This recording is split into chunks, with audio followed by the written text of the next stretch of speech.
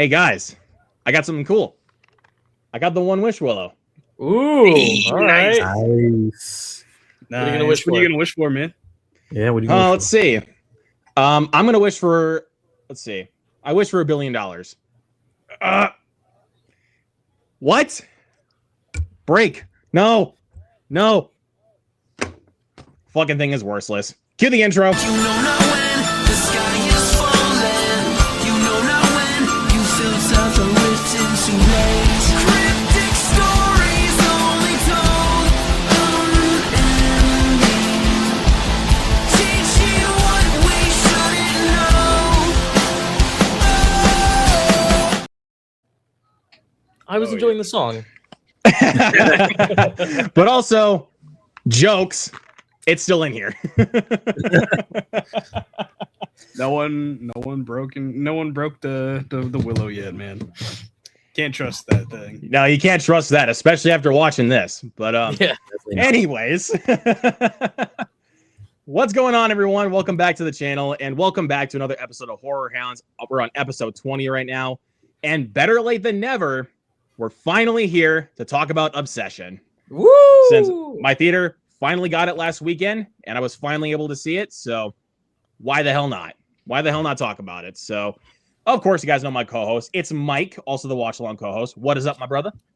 Oh, just the same old, brother. I had a nice, relaxing day today, so I'm happy to be on actually doing something today. But yeah. What about you, man? Nothing too much, man. I mean, had a long day at work, but this is always the thing I'm looking forward to on my Wednesdays. Like, whether it's a day off or if I'm actually working, this is always the thing I'm looking forward to. Just getting to talk about horror movies. Hell yeah. So, and we also got a couple of special guests tonight, and they are no strangers, not only to the channel, but also to the show. Of course, returning from episode 7, I believe, when we talked about best representation of African Americans in horror films, Zach Goldborn.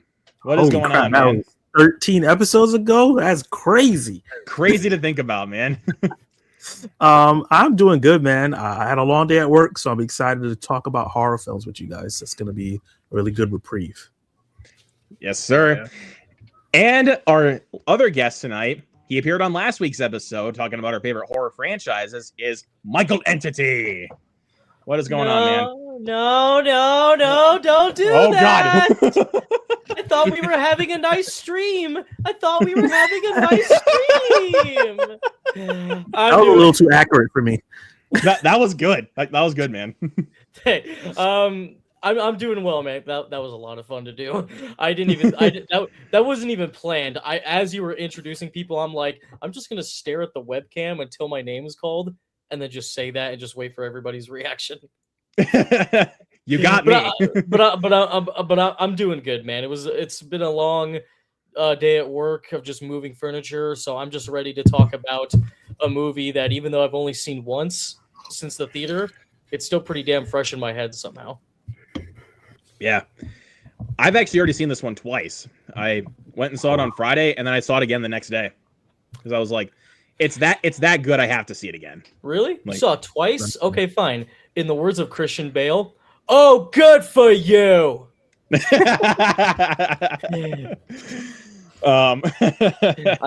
can't wait to see it again, man. I hope it gets a physical media release soon. Hopefully, it doesn't become a Barbarian situation. I think it will get a physical. I think it's scheduled for sometime next month. Yeah. Okay, we'll see. But we got a couple of people already in the chat. We got Jules in here. What is going on? Jules. And we got my boy Noah Kaser. What is up, Noah? And I want to shout out Noah for the intro because he helped make that intro. So thank you so much for that, man. I really appreciate you. He said someone, and it says, I like that intro. Someone deserves a raise. He said somewhat. He didn't say who. Well, he said jokes by the end of that. So, but again, got to shout out Noah for that awesome intro. Hell yeah, appreciate it, Noah. All right, guys. So, but before we start talking about Obsession, we always start the show talking about some recent horror watches. So, if you guys have anything you want to talk about that you watched recently for horror films, go right ahead. So, Mike, go ahead and start us off, man. All right. So, What day was the stream last week? The 10th, right? Yeah. Okay. So since then I have watched Cabin in the Woods, which was a good time. I just don't like the ending very much. I rewatched it, but yeah, It Follows. Gets better every time I watch it. Honestly, I enjoyed it a lot more than my last couple of watches this go around. And then I went to go see Evil Dead 2 in theaters. That was a really fun time. Groovy. Hell yeah. And then I rewatched Phantasm, which is one of my favorite horror movies. And then I rewatched Scream 7, which Ugh. everyone loves, right, guys? Oh yeah, best movie of the year. Did you buy the cheap version or the expensive version? I saw your Instagram story. Oh, yeah, I bought the cheap version. Okay, good. Let's see. Good. You should have bought the DVD. It didn't need that much money. Low key, I mean, I have all the other ones on DVD anyway, so I might as That's well the have. expensive. That's the expensive version. No, the Steelbook that was $40. Oh yeah, I'm not. The steel book 7. was $40 for that steel book. Hard pass. But it looked nice. His I'm not gonna Instagram lie, but- Your Instagram story is funny. What should I do? Buy the cheap version of a shitty movie or buy the expensive version for a shitty movie? Hard Yes. choices to make. lot of Decisions. hard All right, Mike. Is that all you got? Yep. All right, Zach. What are some of your recent horror watches? Oh, see, haven't seen too many crazy ones lately. Lee Cronin's The Mummy. That was a fun time. Disgusting, really gross. No Brendan Fraser, which I was a little disappointed, but still had a really good time. We're getting that next year. Oh yeah. next year. Yeah. So that was really, really fun. I saw Cold Storage. I didn't get to see it in theaters. I watched that. That was pretty fun as well. I always love a zombie film. And Backrooms. Obviously, we're going to talk about that today, but I saw Backrooms in theaters, and that was really interesting. Because I went in not knowing anything about the lore or anything about the director or anything, and it creeped me out for like 90% of the runtime. It's a very One of my biggest atmospheric- fears is I got stuck in a department store when I was a little kid and got lost. And it felt like I was in there forever. So that's what it kind of felt like. It brought those fears back Yeah. up again. Yeah. And yeah, that found footage moment in the movie, which is not a spoiler, terrifying. Mhm. Yeah. Both of them, yeah. Yeah, both of them. Like the one at the opening, and then like one like towards the middle, like when Clark is like investigating the back rooms. It's like, dude, Yeah. So good. what the fuck is happening? So Zach, I'm assuming since you had that fear of being lost in a grocery store, it probably would have been worse for you if you were actually trapped in the back rooms as a kid. Oh yeah. Oh my God. I would just Yeah. lay down and let the monster take me. Just take me. I'm not fighting this. Like I give up at this point. There's no I give hiding up. I'm not places. going to be knocking on the walls. no looking for saving the me at this portal. point. I'm done. Like, I'm not even gonna find the portal back, so I'm just here. Yeah. All right. Any other ones there, Zach, or is that all? That is it for right now. My next one I want to watch is Oakham. Heard good things about that. That is It's a really, good really one. good. Definitely check it out, dude. All right, Michael. What do you got, good sir? I just have one, and while it's not considered a full horror film, it has enough suspenseful scenes to be considered like a horror thriller or something, or sci-fi thriller, and that is Steven Spielberg's War of the Worlds. Never seen it until last week. Nice. Wow. Okay. Now I got to admit, I've heard very mixed things about the movie. I've always wanted to watch it. Of course, I've seen the beautiful Ice Cube version that came out not too long ago. Come on, y'all. It's absolute cinema. I mean, what we're doing right now is essentially what the movie was. Yeah. But It was you? It was you. No.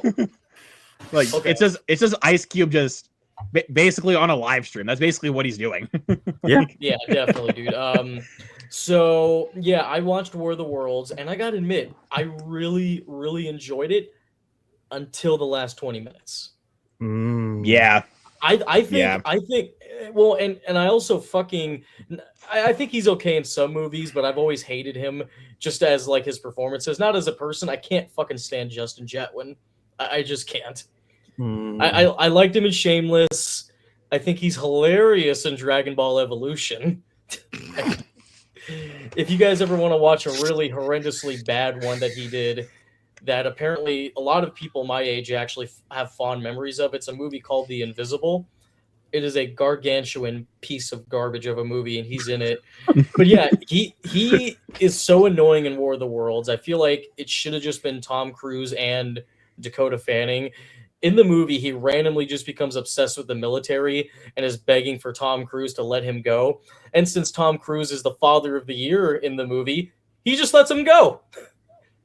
I'm just saying this, man, because Dakota Fanning is getting kidnapped by two people that are trying to save her. I don't give a fuck who you are and what's going on in the situation. If I was the father, I would be like, hey, look at me. I'm grabbing you by the arm. Let's go get your sister. I don't give a fuck. You're coming with me. It's just, and then Tim Robbins comes out of nowhere. Why? Because he's famous. Yeah. Yeah. But I think the first two acts of the movie are A+ material. Maybe I might have to watch it again. Maybe I'm missing something, but did the aliens not just die just randomly for like no reason at all? Who knows? That'll be for a different video. But yeah, War of the Worlds, enjoyed it, but last 20 minutes. Yeah. Sorry for my aliens loud though rant. Nah, man, you're good. You're good. The aliens in that one are kind of horrifying though, like the horn that blares every time they see. Oh, Yeah. I think the tripods, those are the scariest they've ever been. Like, even though it's PG-13, when it vaporizes the people, it's actually fucking scary. Mhm. And it nails it. It's just there's just certain story elements about that movie that just don't really work for me, but yeah, it's pretty scary, man. Hopefully one day we might get another great War of the Worlds movie. But it's in the public domain. Anybody can make one. Yeah.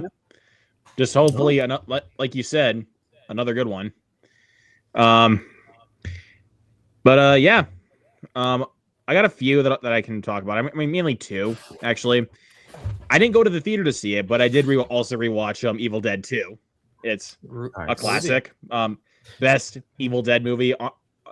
It's close, honestly, with the original for me, but I still think it's the best one. And then, like I've said, I've seen Obsession twice, and then on Monday night, I decided to rewatch Halloween 2018. Okay. Oh, Just out of the blue? Just out of the blue, man. Like, I was just looking for something to watch, and I was like, I haven't seen this for a while, so sure, pop it on. It rocks, dude. Yeah. It's awesome. Minus the weird subplot of the doctor who's just obsessed with Michael and just decides to let him go. What was he planning on doing the next day when he went back to work? You tell me. You tell me. I still like 2018 though. I still really like that a lot. Yeah. Yeah, it's awesome. What was the doctor? Sartain, right? I think so. But Useless Skills is in the chat. What's going on, man? Says, came to show some love, can't stay, but I agree. Fuck Dragon Ball Evolution. Don't know how that caught us straight this entire combo, but always fuck that movie. Yeah. We also got Prince in the chat saying, funny thing is, Mike is here and you're talking about Obsession. Mikey Barker in the house. Prince has been giving him like that. Has been giving Mike like the comparison that he looks like Curry Barker, and I mean, it is a compliment. No. I got it. You could be his little brother. No, I mean, he looks like no. You literally, Mike, and this is a compliment too. You are a hybrid of Curry Barker and Cooper Tomlinson. That's a compliment. I see it. It is a compliment, bro. Do you see it? Do you see it? Yes. That's a. So you said Cooper, I was like, oh my god. No fucking way. I didn't even realize it when you said Curry Barker, and I was thinking, I'm like, it just popped in my head. There you go. Hybrid. That was a good one. All right. I'll take it. It's better than Jeffrey Dahmer, so. Who called you Jeffrey Dahmer? Jeffrey Dahmer. The actor that played him, or like the real? No, actually, Jeffrey Dahmer. The real guy. Oh no. No. I didn't talk about Evan Peters. No. Cut there. Oh, God. Cut. Did Cut you right fight there. that person? Because Oh. I would have fought him on the spot. I have had so many people call me that at this point. It's kind of hard to keep Just track because you of have it. So. just because you have glasses and blonde hair. Yeah, Like, Yeah. what the fuck, man? Like, cut that shit, bro. Like, There's more. The There's more I fuck? could say. Philip Seymour Hoffman. yeah. yeah. I definitely see that I see for that. sure. All right. Anyways, that was funny. All right, let's talk our quick spoiler-free thoughts for Obsession before we get deep into spoilers. So, Mhm. Mike, you want to go ahead and start us off? Yeah, sure. So I've seen this one twice as well, actually, and it got better on the second watch. The more I sit on it, too, the better it gets. It's one of those movies that just like keeps you thinking after you leave the theater. Like, I remember the first time I watched it, I couldn't even put up my review until like 3 or 4 hours after I ended up seeing it, just because it was like, that stuck in my head, and it was just like, Definitely. even though I was at I was at a concert festival, I like the whole time I was like, man, that movie was good, wasn't it? Damn, that movie was good. You weren't even paying Well, attention to the actual concert. No, it's just like got Pierce the Veil playing over here, and it's just like, damn, Obsession was really good, wasn't it? So you were say thinking of you were so you were obsessed. thinking of Obsession while Vic Fuentes was in the stage going, "Please won't you push me for the last." yeah. I can't sing the whole song because of copyright. Right. Yeah. You told me think about it. Well, I did. That's awesome though. That's great, Yeah. dude. No, that was like the entire festival. I was just thinking about Obsession like the entire weekend. It was so good. It just stuck with me, and it's got so many creepy moments, so many good performances. Like, it's absolutely like one of the best movies of the year. I think behind Bone Temple for me, it's my favorite, just because Bone Temple means a lot for me as a fan of like that franchise. But it's like neck and neck, honestly. They're both incredible movies. So, yeah, love Obsession. Heck yeah. And that's all I got. All right, Zach, what are your thoughts? Similar to Mike, this movie stuck with me for a long time. I knew I loved it, but I didn't know like what range. I started it with like a 3.5 in my head, and then it was like, I don't even think I can really rate it right now. And then the more I thought about the movie, it just kept getting higher and higher in rating. And I was like, it can't be better than Project Hail Mary, can it? And eventually I said, no, it's my favorite movie of the year, because it just felt so fresh compared to a lot of things that I've seen recently. I've seen like 47 movies this year, and this felt like the most original, even though we've seen like everything in this movie kind of seen something like it, but it's the way it's executed. The fact that we're seeing fresh faces, like actors that we don't really see in mainstream movies like that, and a director that, just kind of came out of nowhere. It just felt so fresh, so fun. The fact that even though the ending was so messed up, but I didn't feel... Sometimes you watch horror movie and the ending is so messed up and you just feel heavy and like sad about it. This one was messed up, but I didn't feel like that. I felt like I felt satisfied. It was And I the think good kind that- of messed up. Yeah. Yeah. And I think that's the point. Like, the movie was just so satisfying. And it's rare that you see a movie that every swing it takes, it executes. Like, every place it went, I was like, thank you. Because I would have been like, oh, I wish they would have did this, or I wish they did that. But they like hit every point that in my mind would have went like, oh, I wish they did that more of that. They hit everything. So yeah, this movie is so damn good. And Inde, obviously, just like, I was absolutely blown away by her immediately. I was a fan of her from Superman and Lois, but this is another level for her, and I can't wait to see her in more. Yeah, she's gonna be huge. Hell yeah, man. 100%. Michael, what are your thoughts, man? So like I was saying earlier, even though I've only seen this movie once, it's still very fresh in my mind. Have you guys ever done that where maybe you've seen a movie, you loved it so much, and even though you haven't seen it since it came out, you still have like the full memory of that movie in your head? That's what Obsession was for me. Yeah. Obsession. This was one of the few movies. I mean, when I watch horror movies and a jump scare happens, sometimes I'll be like, "Oh shit, okay, like that scared me just from how loud it was." And they do the same thing in this movie, but it almost feels like every jump scare makes sense. It's just, and you know, like Zach said, this is not a wholly original idea. The idea of a "be careful what you wish for" story. We've seen that many times. Hell, there's even a fucking Goosebumps book about it, literally called "Be Careful What You Wish For." Yeah. Right. It's also the name of one of my favorite Bad Omen songs, but we'll not get into that, copyright. But but yeah, no, this is just a really awesome movie, and I feel like it's a movie that even if you're not a horror fan, minus some of the gore scenes, which we'll get into, of course, once we get to the spoiler talk, I feel like this is a movie that anybody can watch. I mean, our good friend Zach Milne watched the movie and he loved it. And we got to remember about Zach, guys. Zach does like horror movies, but to an extent. But the fact that he loved Obsession made me go, "Zach, maybe you're finally ready to watch Terrifier." And he said, "No." No, do not do that to him. Cut right there, bro. Don't do that because you guys did that to me, and I have been traumatized ever since. Okay, fine. Fine. Then I'll say this to Zach and then the other Zach.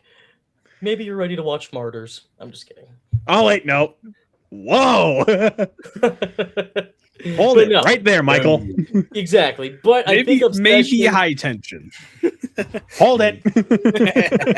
Maybe Okay, high tension. But in general, I think Obsession is a perfect balance of like the extreme fucked up horror that you see on like that horror iceberg where you see movies like High Tension, Martyrs, Serbian Film, and all that stuff. But it doesn't go too far to the point where it just becomes a schlock fest or a grindhouse type of movie. It feels like there's a purpose to it whenever those crazy scenes happen. And I feel like people could really enjoy this film. I hate to say it. I think my mom might even enjoy this movie. And that's saying a lot. Because the furthest she can only go is The Shining. Oh, wow. Wow. And I just heard her laugh in the background at me saying that. Love you, Mom. But yeah, I loved it, and I cannot wait to see it again. Hopefully I can see it in theaters, which is doing pretty well. So I'm assuming it's probably going to be in theaters for a while. Same with Project Hail Mary. Yeah. Mm-hmm. Yeah, it's getting the full 45-day window, so you probably will still be able to see it, like the Yeah, next 2 weeks. I think you're good, man. Well, congratulations, Curry. Yeah, it's fucking crazy, like how well this movie is doing. Like I thought it would do well, but not up to like, you know, highest grossing horror movies of all time. Like it's nuts. It's insane. It's made more money so far. It's made more of money than the It remake, which is the highest grossing horror movie of all time. Insane. That's insane. Well, yeah, like it ended up in the top 10 of highest grossing horror movies, and I'm like, how did this happen? Mm-hmm. How did this happen? I think it's coming back. I mean, I remember I had a discussion when we did a live hangout once, Luke, you know, maybe a couple of years ago, where we talked about how the reason a lot of those indie horror films from the 80s and 90s that a lot of horror buffs love, that was back in a day when it was a lot easier to get movies like that out there. Like making a movie like Basket Case would not be as popular as it was if it came out today. But Obsession and Terrifier proved us wrong because they are both very low budget horror films that could have easily just been thrown on streaming or on DVD.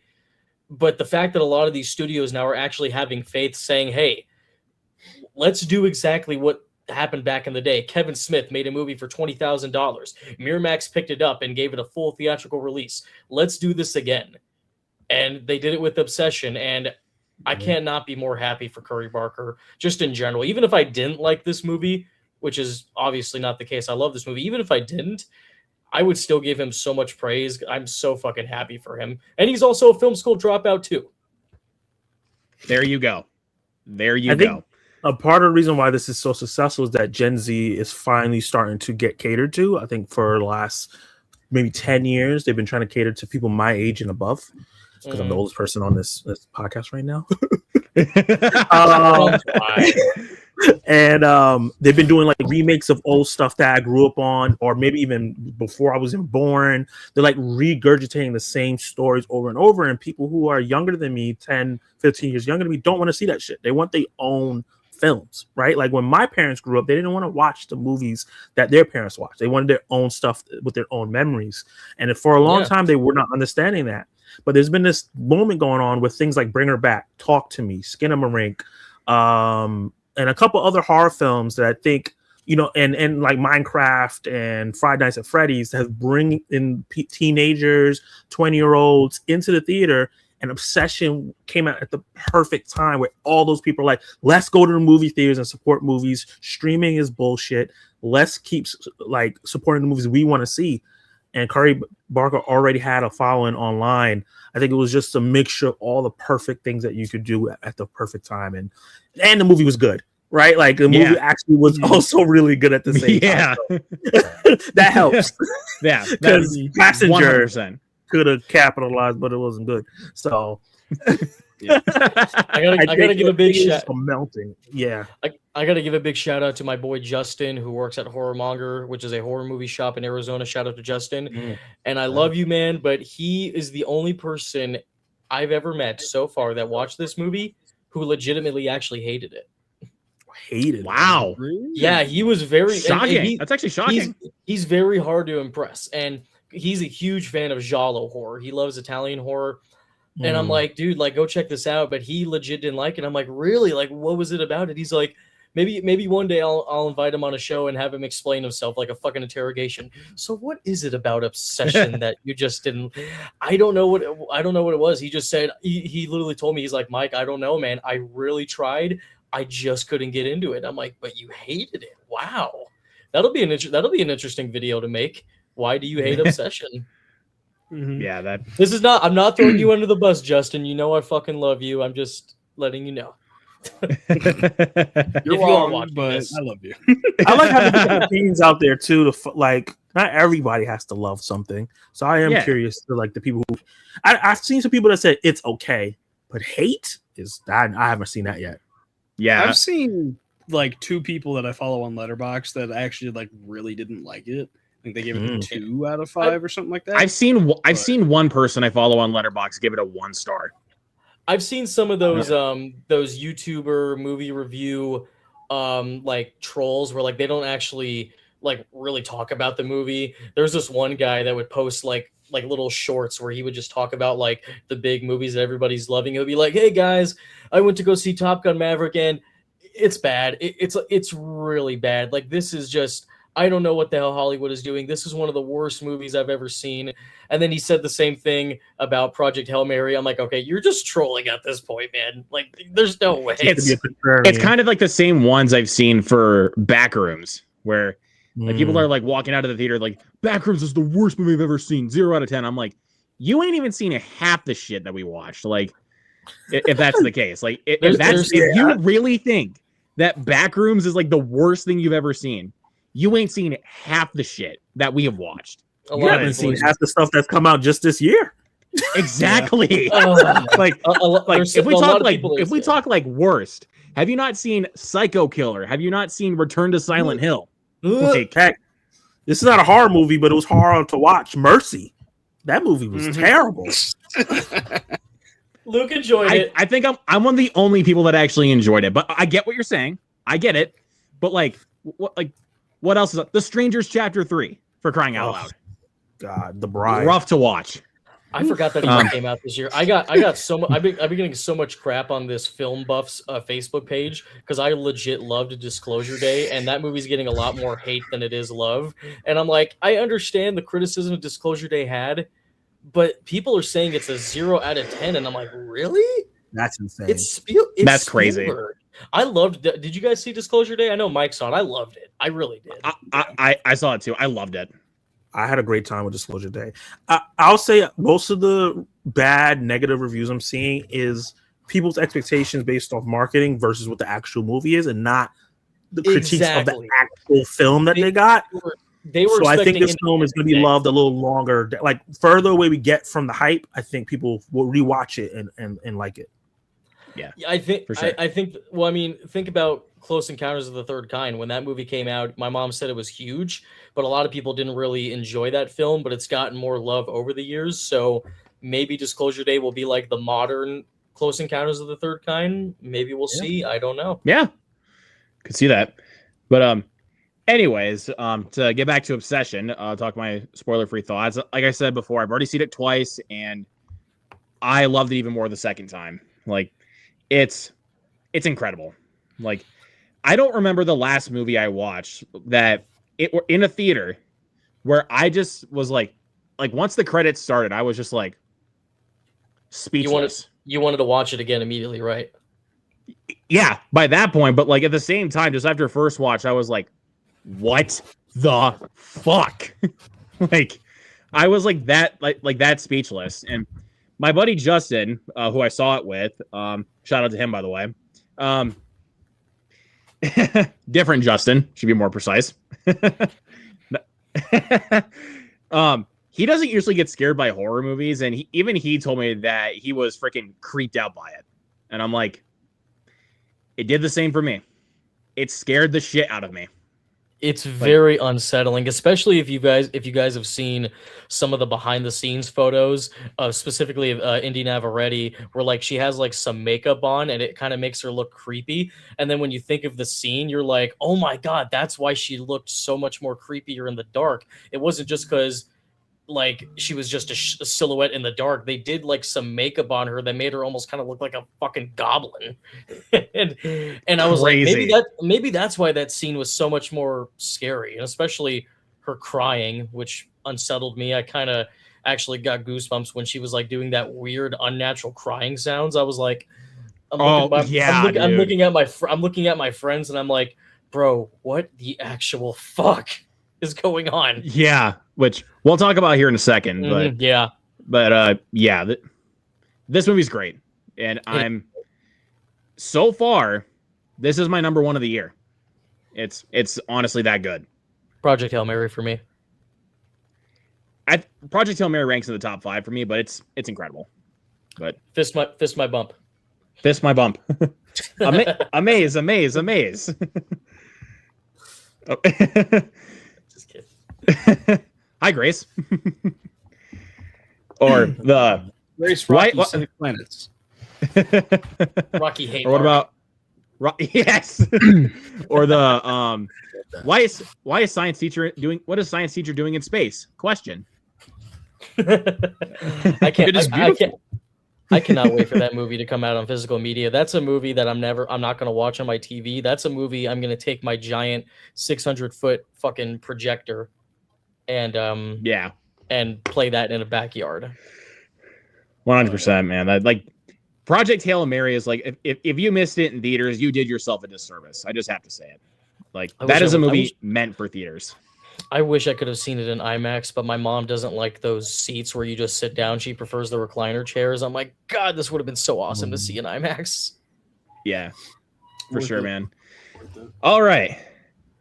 Now we're going to talk spoilers. So all the spoilers. All spoilers. So if any of you guys have not seen Obsession that are currently watching the stream, put the stream on watch later, or just leave the stream, put it on mute, whatever you want to do. And please go see the movie. We urge you, go and see it, support it, and come back and watch the replay to hear us talk spoilers. But if you guys don't care about spoilers, here you are. Spoiler warning, you've been warned. So here we go. So this movie opens up with a diner scene where Bear is trying to practice, to confess his feelings to Nikki. And Ian is just on the side watching, and I'm like, even I was like, I had like a same response like that Ian did. I'm like, it's very cringy. Why? Like, it's so cringy, bro. Like, and Ian tries to give him some advice of like what he could possibly do to confess his feelings, like, do you like be like playfully mean with Nikki, like call her like freaky Nikki, and I'm like, what? Like, that's terrible. Like, because like even Bear says like she's sensitive about that. So, And then Ian gives him the advice, be like, I think we should grab a drink sometime. It's like, okay, well, but even Bear says that whenever he like they have grab drinks sometimes, but she always invites Ian. So, and then Ian says that he can't ask her out at trivia night because when this movie starts, it's right before they go to trivia night at the bar. And I'm even thinking about it, I'm like, Ian is up to something. Like when I was sitting down and thinking about it, I'm like, Ian's hiding something. Like, yeah, they don't waste any time. It literally just happens straight up, and that's what I love about this movie is that it wastes no time. There's no filler. It's perfectly paced. Yep. And then we like after that, it cuts to the scene when Bear arrives home, and his cat unfortunately dies. Which that was hard. I was like, oh no! Like by that point, like I'm like, this is just sad already. Like, yeah, like that grief's already striking into the movie. Yeah, I you know what's funny? Out of all the really fucked up scenes that happen in this movie, I think the cat scene was probably the hardest scene to watch. This is not the only thing revolving around the cat that we're going to talk about. We'll get into that later. We'll talk about that later as we continuously progress on with the movie. I'm glad I'm eating after this. But all right. So after that, of course, Bear is upset. He gets a call from Nikki later on about coming to the bar to do trivia night, and he said he don't know if he can make it. But he didn't want to tell her right away that his cat died. So like, and as they're on the call, Nikki apparently drops her crystal necklace down a drain. So he's like, okay, I'll see if he's like, okay, I'll see what I can do. So he goes to the gag gift shop, and that is where he finds the one wish willow.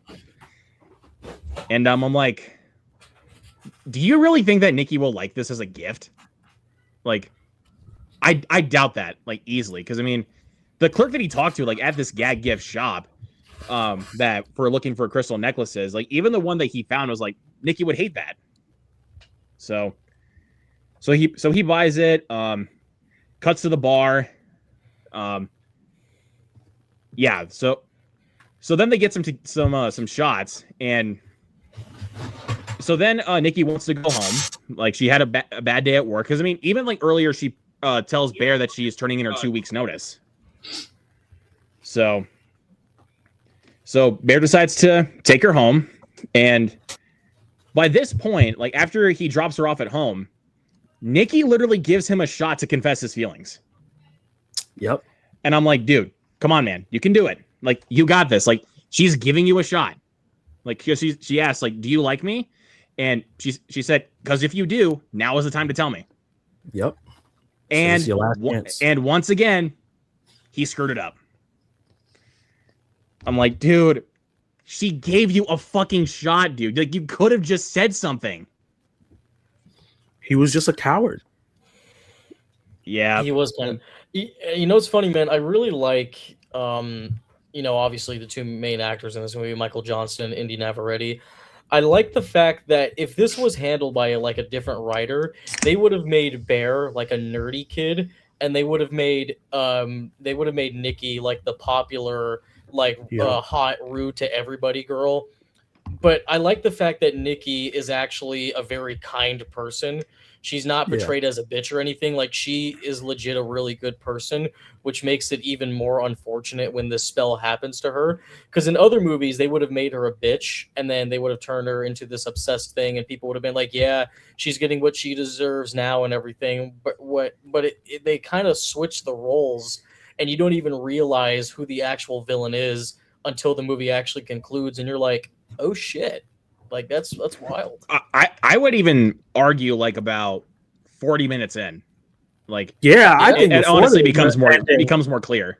Yeah, there's a specific scene that we're gonna talk about that, like, where I was unsure for a little while for him. But there was a scene that sealed the deal where I was like, oh, you're a piece of shit.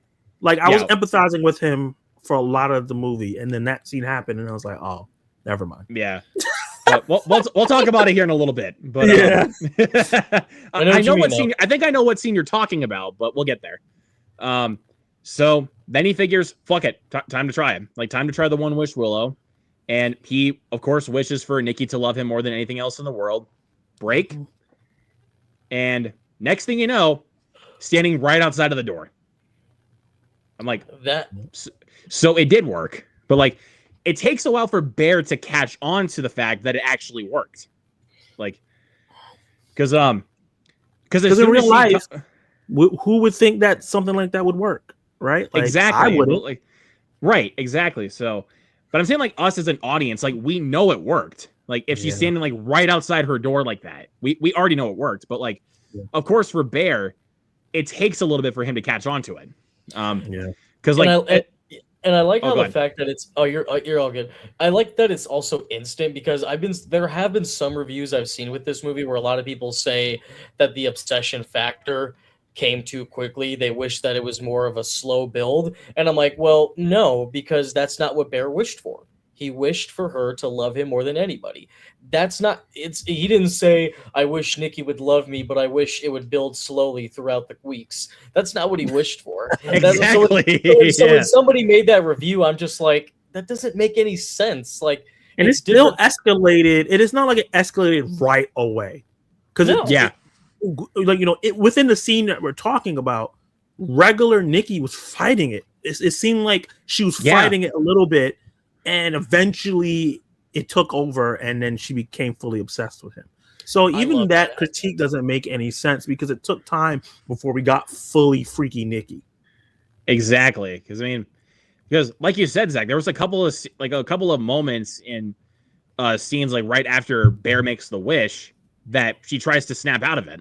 Like when Bear literally thinks that she's drunk, like she's like, wait, what the fuck? I'm like, okay, she snapped out of it for a second, but then now she's back in the wish. That's why I feel, and I don't know, I haven't seen every interview with Curry Barker, maybe he's mentioned it or not.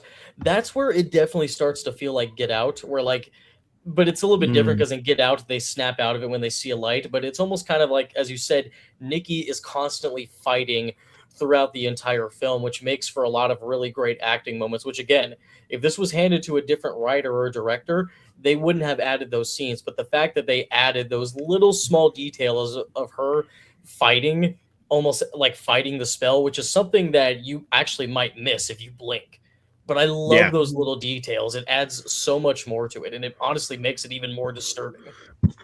And I think Indy talking about her working with Curry on each of those scenes, because it wasn't a thing of like, this was on the page, this is what you have to do. She had a lot of input in how it was executed too, and I think that helped. Definitely. Right. And plus, even like to go back to like the being of like the wish actually worked. Curry even said like the whole point of like, like you wouldn't make that wish. Like of course, like we said, Bear didn't know that it would actually work because it's a toy. Like like you would think it wouldn't work, but you wouldn't sell this in a store for $5. Yeah, you could do the wish for whatever. Exactly, Zach. Like, good point. Like, of course, like I was saying, like Curry literally said, like Bear didn't know that the wish was actually going to happen. Yeah. So, but later on, but later on, they go back to Bear's place, and things start to get a little crazy. Yeah. Just gonna put it that way. Just that's putting it lightly. That's just putting it lightly, and that's the best way you can say it, Luke. So they start to kiss for a second, and then boom, she snaps out of it again. Like that scared the shit out of me. Yeah, like that loud jolt of music. I was like, "What the fuck?" Like her screaming and everything. It was just like I was like, "What the hell's happening?" Yeah, exactly. I was like, "What the fuck?" I think this movie also recreates something that not a lot of people experience, but a lot of experiences, with me growing up, after high school, where I was always constantly going on dates, trying to meet people. And sometimes I might have some good experiences, and sometimes I would have some very odd experiences. And I feel like this movie, which, it's a little bit different because Nikki and Bear know each other and they're friends. But it really does a good job at recreating that very uncomfortable feeling. I'm sure everybody, no matter who you are, everybody at some point has gone on a date where maybe there was just like no vibes and it wasn't vibing really well. And rather than having fun, you just felt very uncomfortable the entire time. This movie recreates that thing very perfectly. 100%. So then later on, Bear goes on his computer to see if the One Wish Willows actually work. And we see that there's some like reviews for like the One Wish Willow that are saying like, yes, it works, and then no, it doesn't. Like it's a collectible. But in this case, it does work. So cut to the next morning, and Bear sees that breakfast has already been made for him on the table.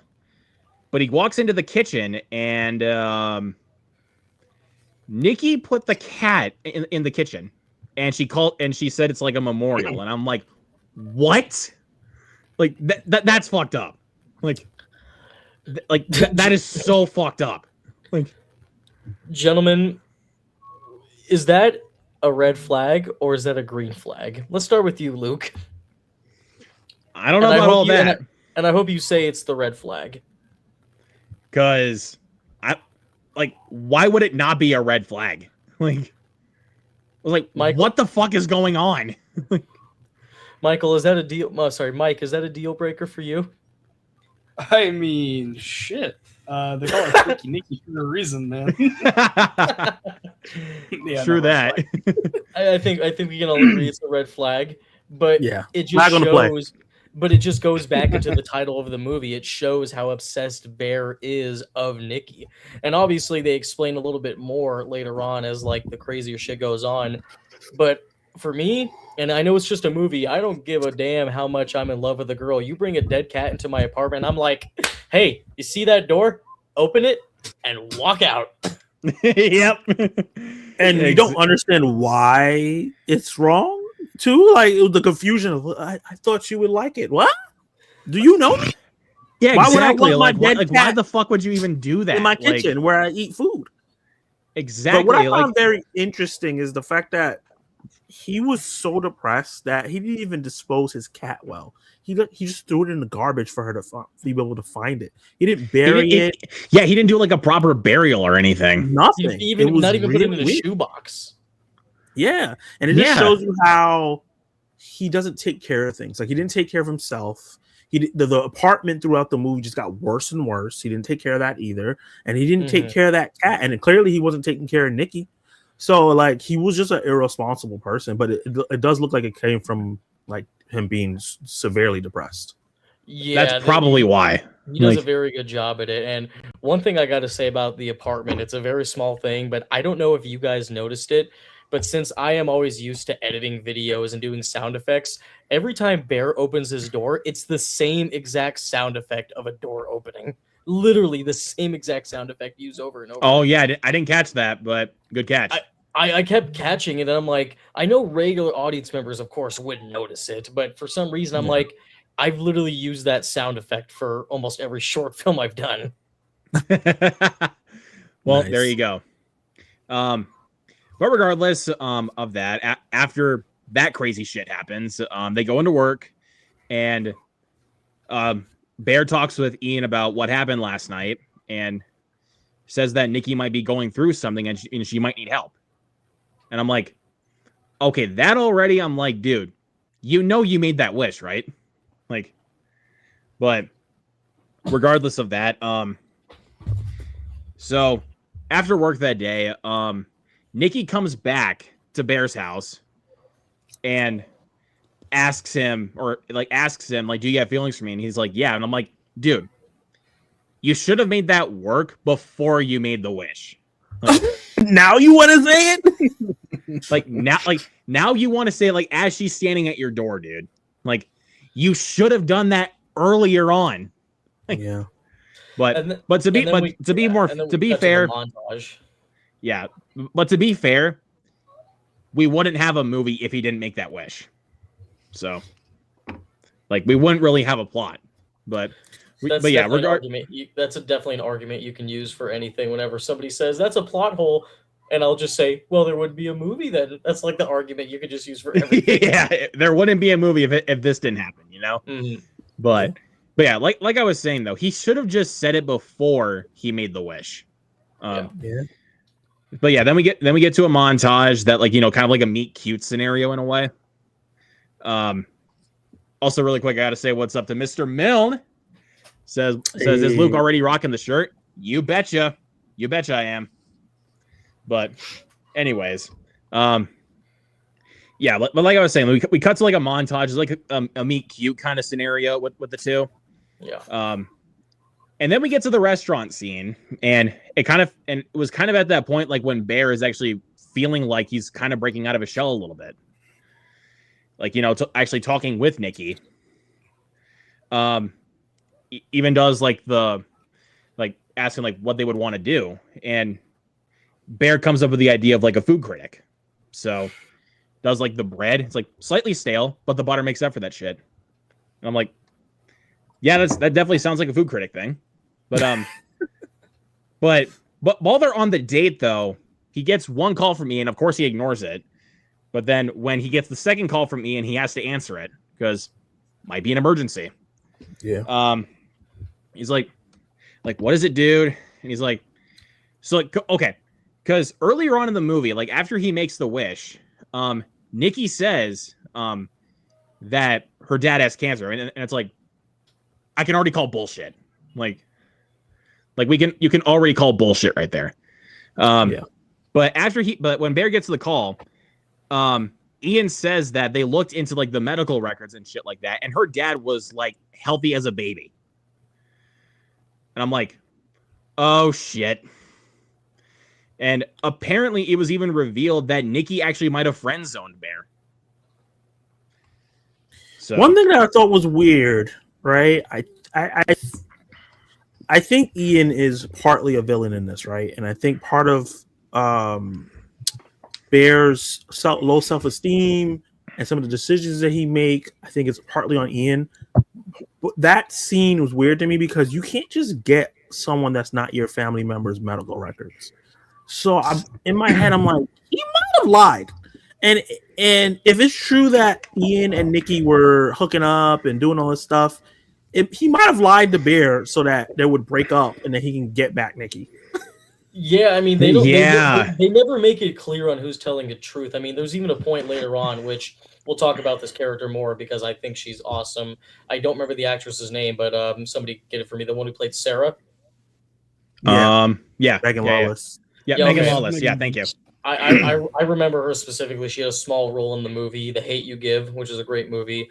There's the scene later on where she talks about how, like, you know, she mentions, Ian and Nikki were hooking up, you know, the entire time. But the way people always give information, it always sounds like they're bullshitting. So you never know like what the truth actually is. Maybe Nikki actually really did like Bear and stuff, or Sarah, or like Sarah has a crush on Bear, and maybe she's just saying that because she doesn't want him to continue dating Nikki. There's never a clue truth on who exactly is telling the truth. I kind of like how they do that, like, so they can make you think. Yeah. I like movies that do that do those kinds of things, like where they tell you this kind of stuff, but then it's like, we don't know what actually happened. So, yeah. Because it's always this person said this, but we don't actually see the conversation happening. So you're taking it for the word from these people that, like, you have alternative motives. Like, you like Bear. So of course you don't want Nikki and him to be together because you already see like she feels inferior to Nikki.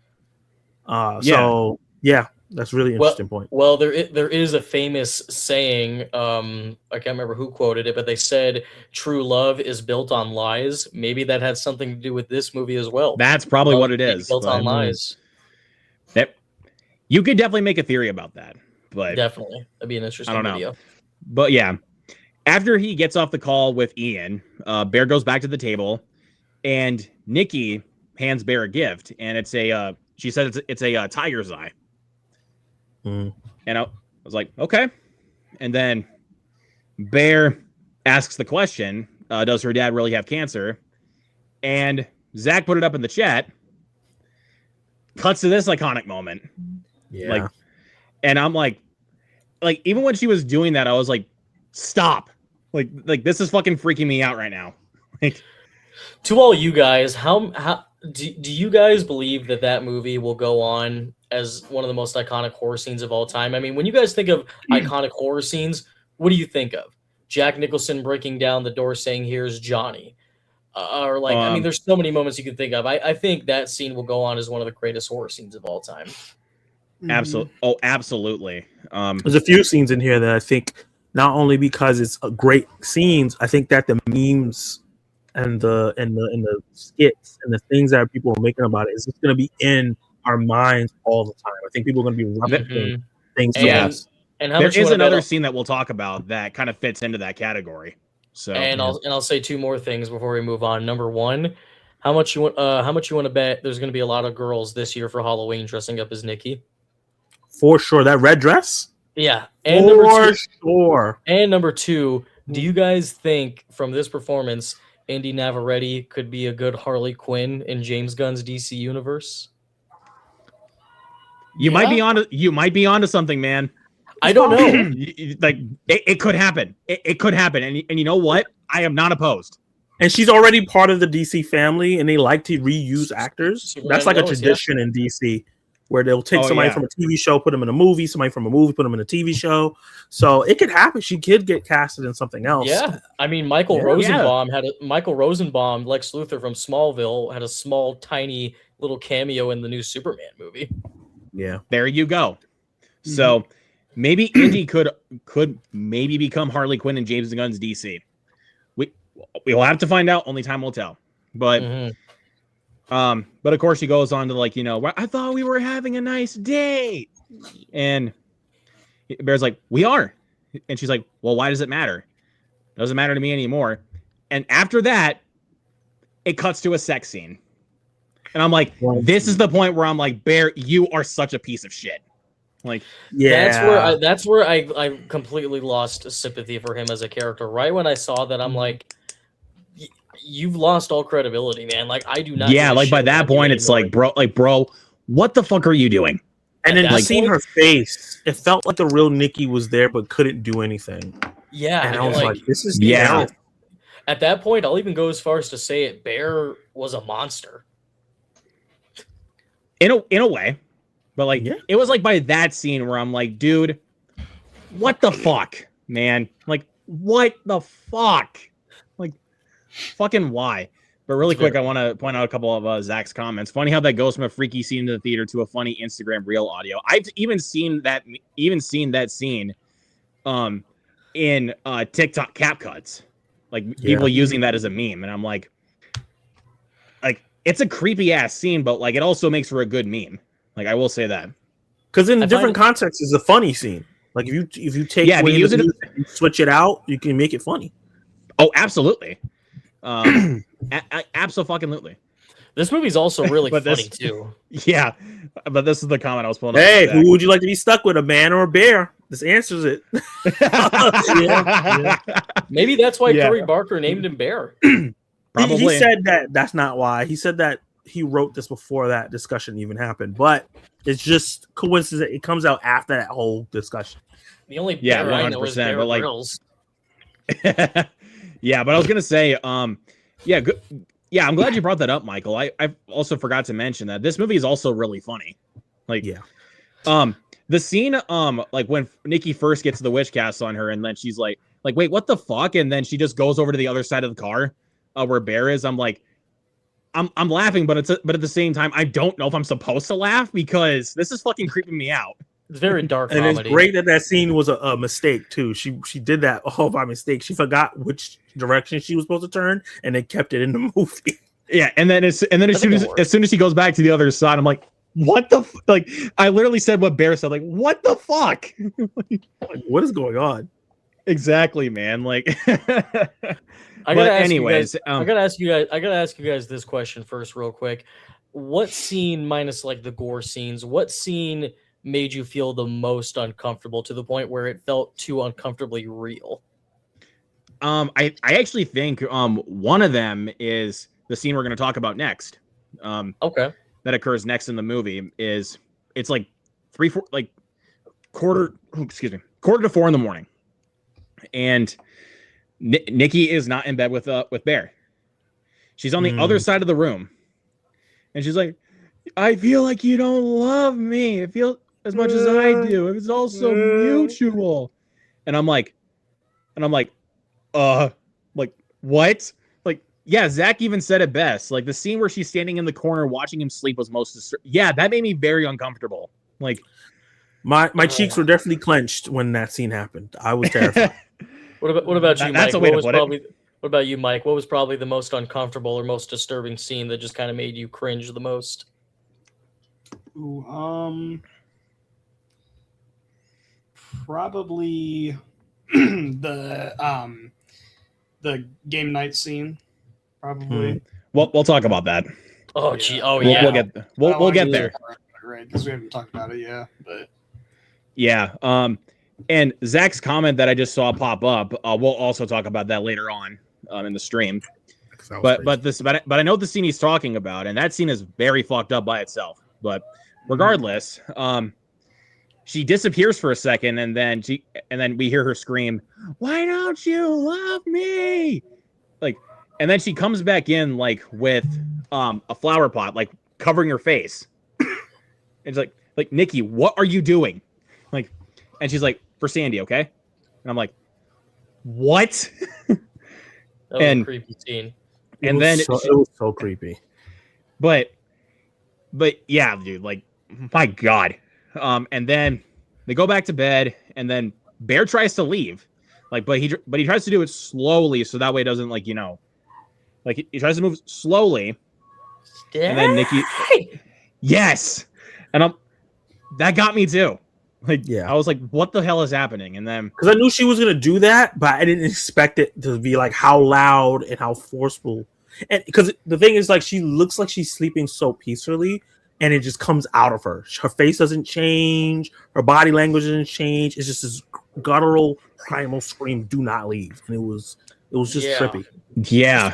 Speaking of body, did any of you guys at all notice whenever Nikki is like, and it doesn't happen a whole lot, it only in specific scenes, whenever she's maybe either walking forward or backwards, it's always a reverse shot where, like, if she's walking backwards, it was almost like they recorded a scene where Indy Navarrete walked forward, but they wanted her to walk backwards, so they reversed the shot to give her like an unnatural feel whenever she moves. In most movies, if that was done in a Hollywood movie, it would have felt cheap. But I think for this movie, it works very well. I don't know if you guys noticed that. I thought it was really creepy. Yeah, for sure. But we cut to the next morning, and then so it cuts to the bathroom, and the mirrors like popped out like this somewhat. And Bear notices that his hair got cut, and I was like, and even then I'm like, what? And then he goes to Nikki and is like, did you cut my hair while I was sleeping? He's like, yeah. Don't do that. Like, and then because like Bear's about to leave for work, and then yeah, she gives him like the creepy smile, like, how's this? Like I can't even do it, dude. and he's like, not great. And yeah, even Nikki even packed him a lunch, which we'll get to here in a second. Oof. But then as soon as he gets up and looks at the door, sealed with duct tape, like amazing. I'm afraid like at least 5 or 6 rolls of duct tape worth. Like, what an amazing scene.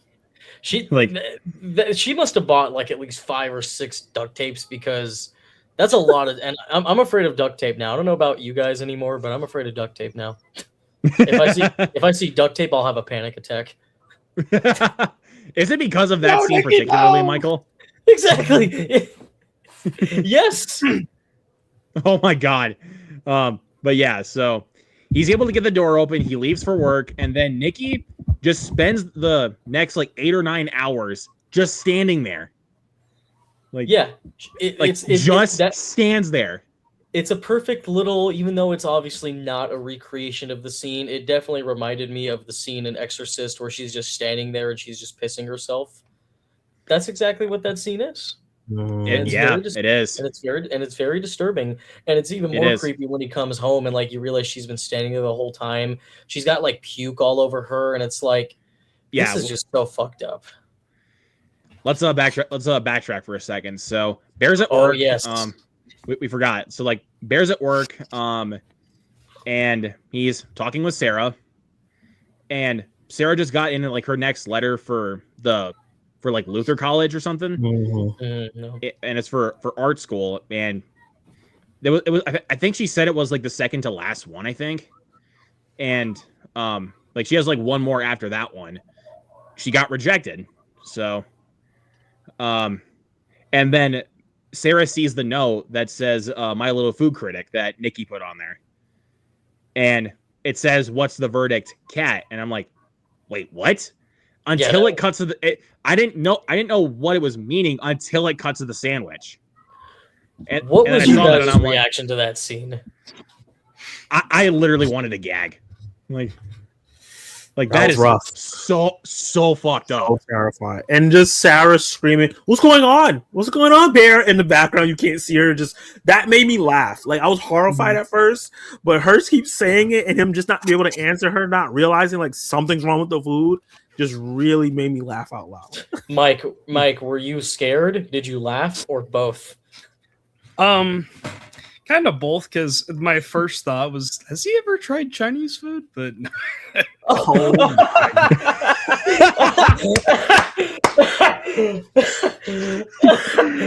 God damn it, Mike. that man is. You broke not Michael. actually. Good job. not actually, but Roll the credits.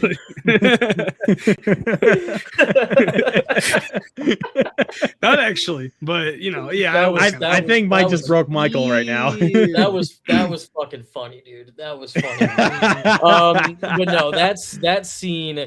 I remember when I saw that. I literally grabbed my friend Brandon by the arm, and we looked at each other. I'm like, God damn it, this bitch is moving out. Exactly, Mike. Exactly. But, that was anyways. But yeah, right after work, Ian asks Bear if he can take him home because his car's in the shop. And apparently now, like, Ian doesn't want Bear to be with Nikki. So then he changes because changes the subject. Like, want to come over tonight then? Like, can't invite Nikki. So Bear gets back home and he sees that on the One Wish Willow that there's a customer service number. So he calls it to see if he can, like, at first he tries to alter the wish. And I'm like, dude, really? This is what you're doing? Yeah, And then that goes crazy. But then later on, as he's getting into the conversation, he's like, okay, then I would just like to cancel the wish then. Like, give me a cancel request. We don't do that. And I'm like, well, this is what you get. Like, the fact that canceling it was his second priority was just just by that point. And I'm like, dude, this is what you get, like, for making this kind of wish. Be careful what you. This is a classic. If any of you guys read this story in English class, I'm assuming you guys did. It's a classic monkey's paw tale.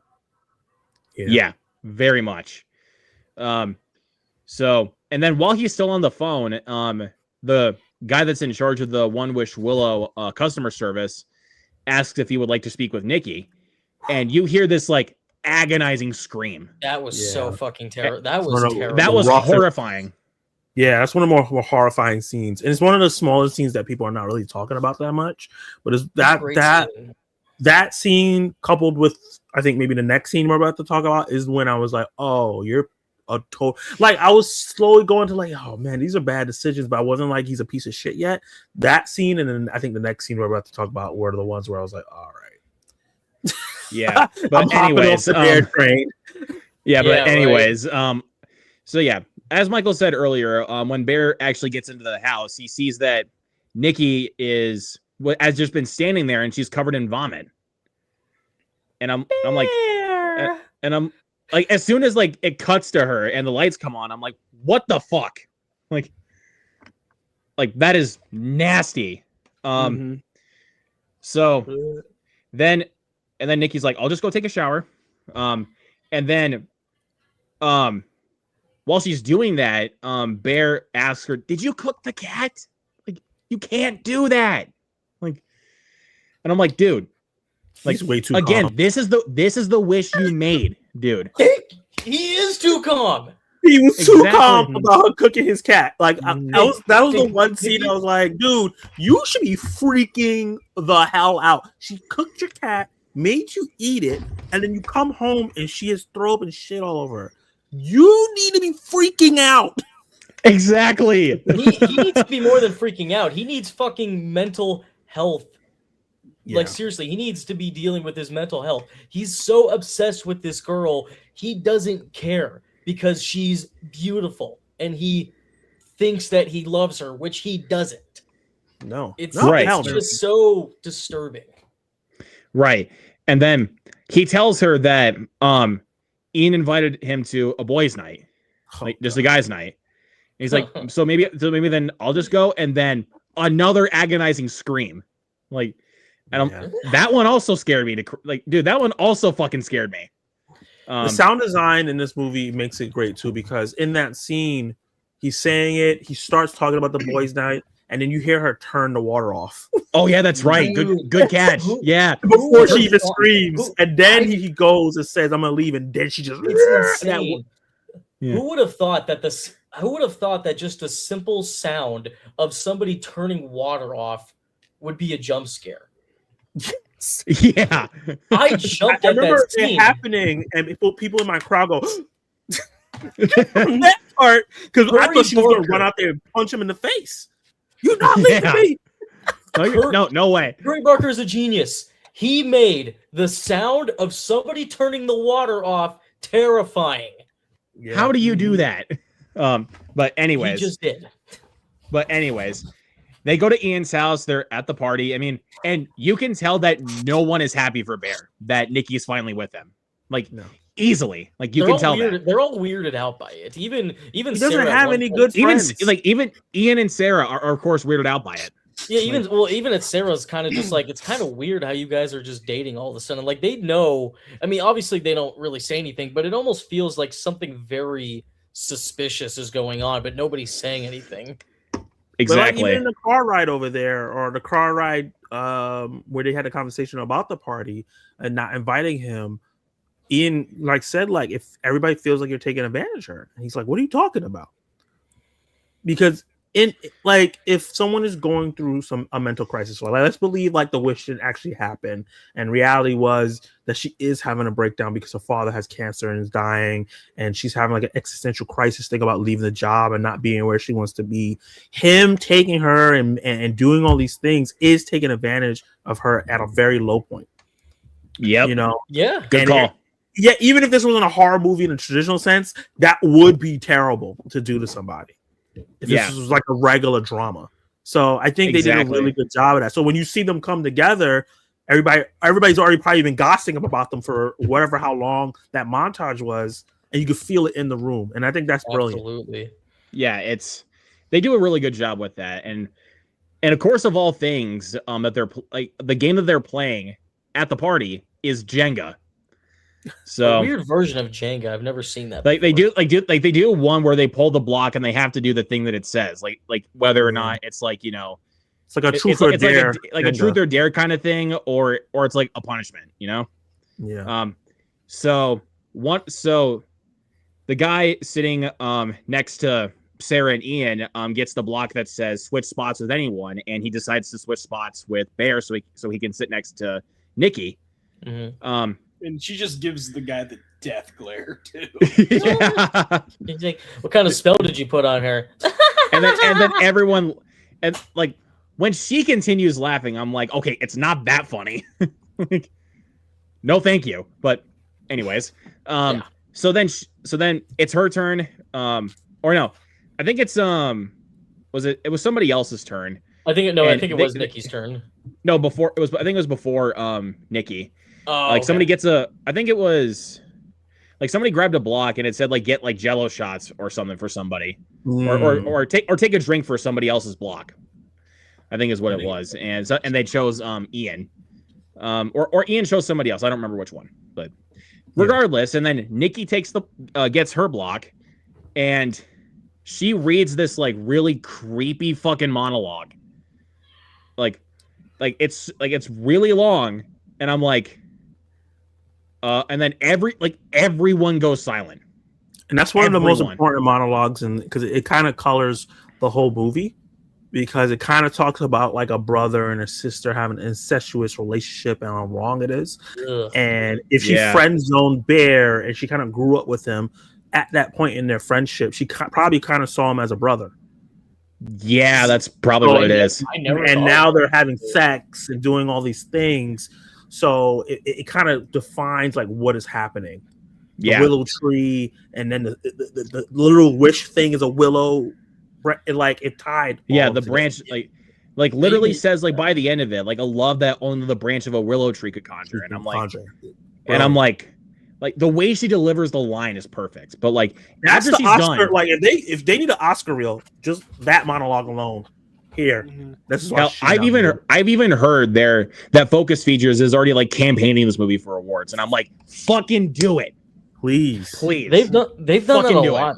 There's so many times where I've seen that happen. I think the last time that I can think of, even though I wasn't really old enough to know about this, was when Rob Zombie did The Devil's Rejects. People were so impressed by Bill Moseley in that movie that a lot of fans of that film were actually doing a campaign to get Bill Moseley an Oscar nomination. He didn't get it, but Of course not. Right, but- of course, Rob Zombie's movies wouldn't get Oscar nominated.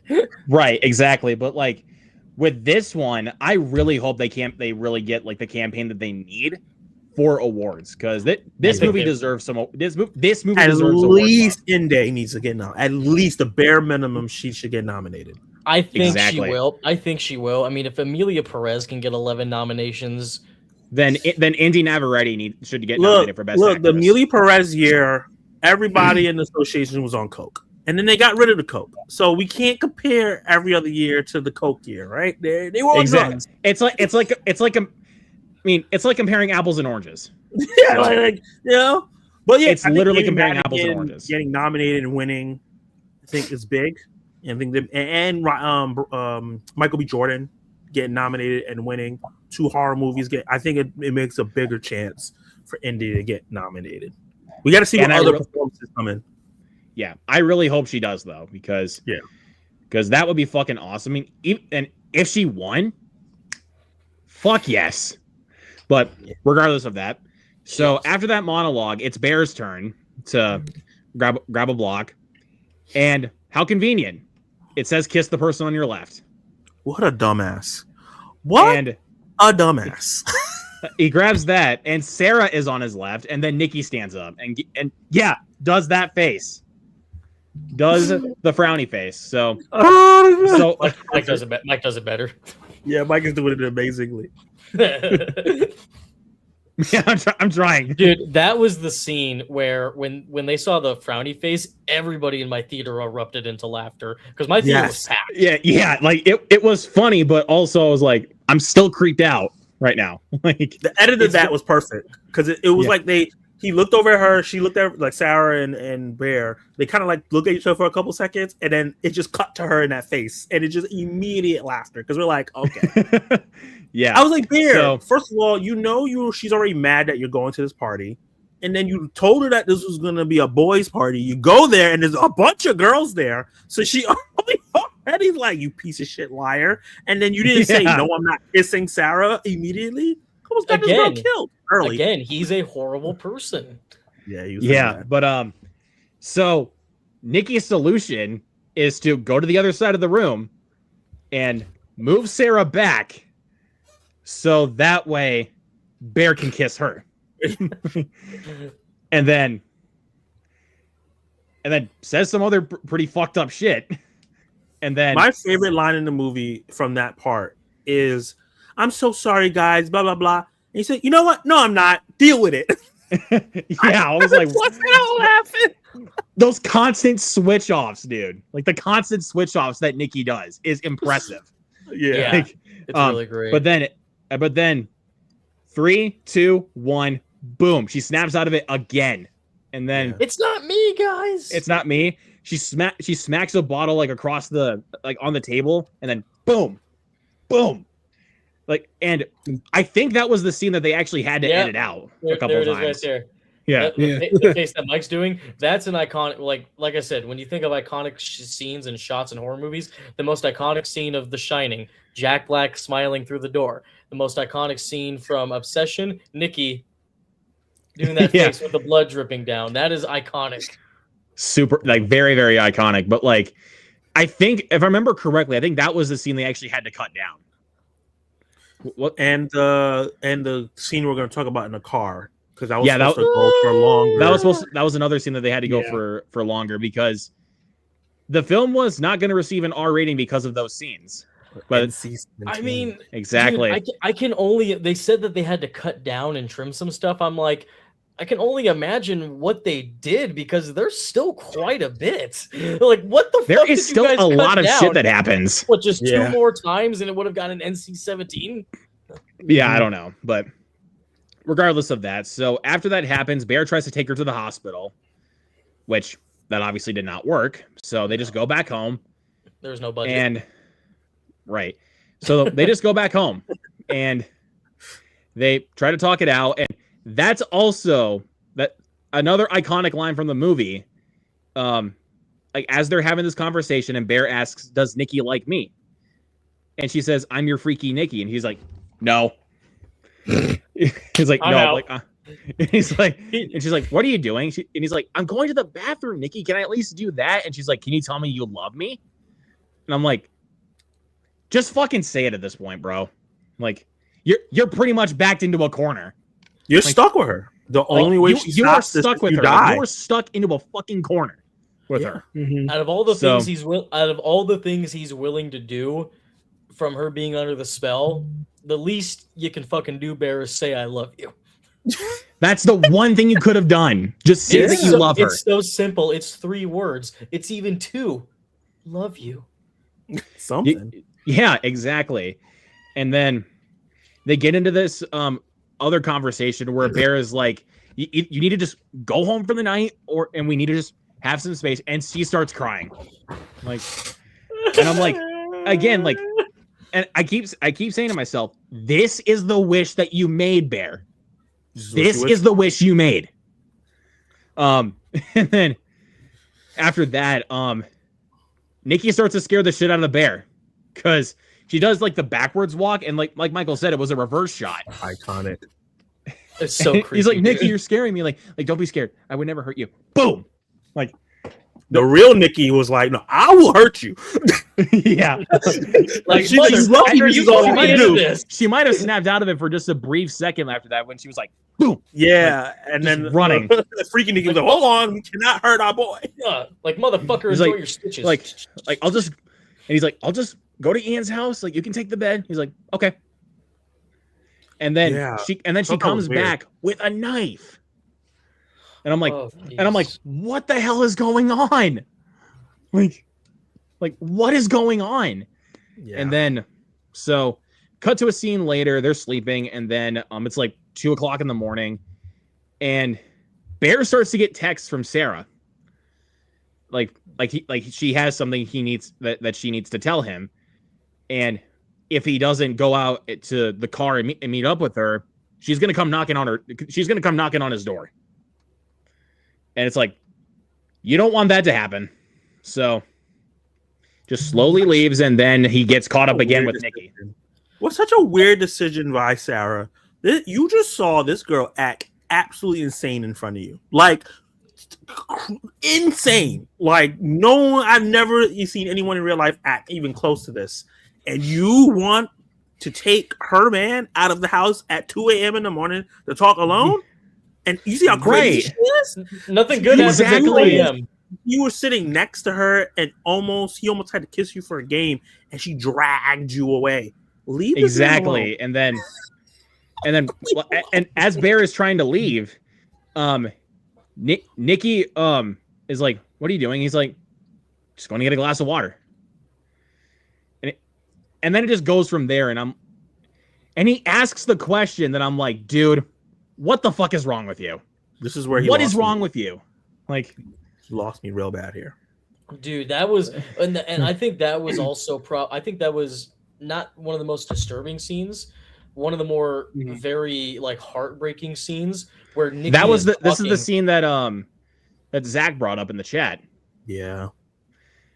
That's where I was like, well, It's dude, fucking what is going heartbreaking. on? That's the most fucked Yeah. up scene in the movie. Because Well, it's and like, the reason it's so heartbreaking because, like I said, if this would have been written by anybody else, they would have had Nikki like a bitch throughout the entire movie before she got cast under the spell, and we wouldn't care. But the fact that Nikki is legitimately a good person and she's actually a very caring person makes it so much more heartbreaking.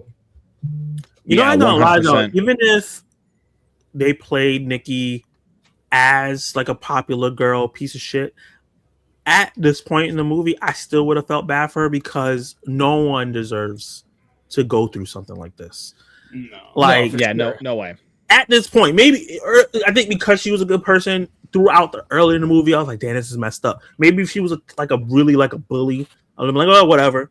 But I think at this But, point, but I'd yeah, have at been like, this point, okay, you're like, okay, This- yeah, I'm this has I'm gone really too starting to feel far. bad. this has gone Yeah. too far. It's already effed up everything that's going on. But clearly you're depressed and you're oblivious to things. But the fact that you do know that this is happening, you're having sex with this girl, you're using her body and doing all these things to her and making her look like she's crazy to everybody because you're not treating her the way you want her to treat you. Yeah, It was just really messed up at this point. I was like, all right, bro, it's gotta fucked up, man. you gotta In the die. words, in the words of Mermaid Man, evil. That was great to bring up. So, anyways, Bear goes to the car where Sarah is, and she tells him that well, first things first, that she got the last letter that she needed from Luther, and that's when she reveals to Bear that Nikki and Ian were hooking up off and on for 2 years. Yeah. And I'm like, fuck. And I'm like, dude. So that's when it becomes clear that maybe Nikki might have friend zoned Bear. Like yeah. that I think that's the moment where like honestly it mostly becomes clear. But at the same time though, at the beginning though, Nikki does give Bear a shot to confess his feelings. Yeah. But Again, you never know who's telling the truth. That's what makes it even more exactly, crazy. but exactly. So, and Sarah tells Bear that he needs someone more chill because Nikki has just been acting crazy. But obviously Sarah doesn't know what's going on. So, and then about like as they're still like talking and talking, even like when she said like I was to your left, like with the game and shit like that. 3, 2, 1, Nikki comes in, and then yep, that's what happens. And what makes that even worse? It's with a brick. I didn't even realize it at first. That was a brick. I didn't notice it because I mean at first when I saw the movie I'm like okay it's gonna be over the top because like even if you hit somebody really hard on a steering wheel you'll get definitely bruised up and bloodied up but nothing like what happened to her You saw what Chris face. Brown did to Rihanna. Oh. Wow, that's fucking That's wild. Let me That's see if you that's can wild. run it, girl. I can run it. I don't know, dude. I don't know. That was one of my favorite Chris Brown songs. I had. You pull that. You had to fucking pull that. The Really, barons of your mind. That's crazy. 2006 was an But- interesting year, my guy. But yeah, but regardless, I saw the freaking reels, and when I saw that it was a brick, I'm like, God fucking Lord, everything coming out of my mouth. I'm like, The fact that oh, she this is headbutted the glass is insane. I think. Oh yeah, that's right. She did headbutt the glass, but then after Nikki kills Sarah, she goes over to the other side of the car where Bear is, and she literally tells him, "You wished for this." Yep. And I'm like, exactly, Nikki. That felt like real Sarah. I mean, Nikki at that point telling him like, "You piece of shit. This is what you wanted. So here you go." Like this is exactly what you wanted. So Yeah, she definitely turned Sarah into a cherry pie. but anyways, so then next scene over, Bear's back in his car and he has the letter from Luther that Sarah got. And she got accepted into the school, and I'm Another like, heartbreaking scene. that scene, I was like, no, like I was about to fucking cry because I was like, that is just sad. And so Bear goes back to the shop where he got the One Wish Willow, and he talks to the guy, the clerk that's there, and That's not is so like, bad. well, like he tells him that Nikki's obsessed with Bear, and he's like, oh, it's not so bad. And I'm like, but at the same time, I'm like, dude, died in the theater when that happened. but I was like, at the same time though, dude, like it's worse than you think. Like, I have a feeling that maybe because he's not the only, because we see later in that scene, he's not the only person that's bought one. I feel like other people would probably come back to him with worse things. Like, yeah, with worse things. The original lady said, "I wish I would die." So like that's worse than someone being obsessed with you. You just killed yourself. Right. But I'm saying, like, but the way I was saying it was like in context of what the movie was doing. Like, yeah. So, but anyways, he sees that there's a few left, so he's like, okay, I'll go ahead and get these. And so he tries to use one by saying that he wished that Nikki loved him as a friend. It obviously doesn't work because he already used his wish. Yeah. So his next stop, go to Ian. He goes to Ian's house and he tells him what exactly happened and why Nikki was in love with him. Yeah.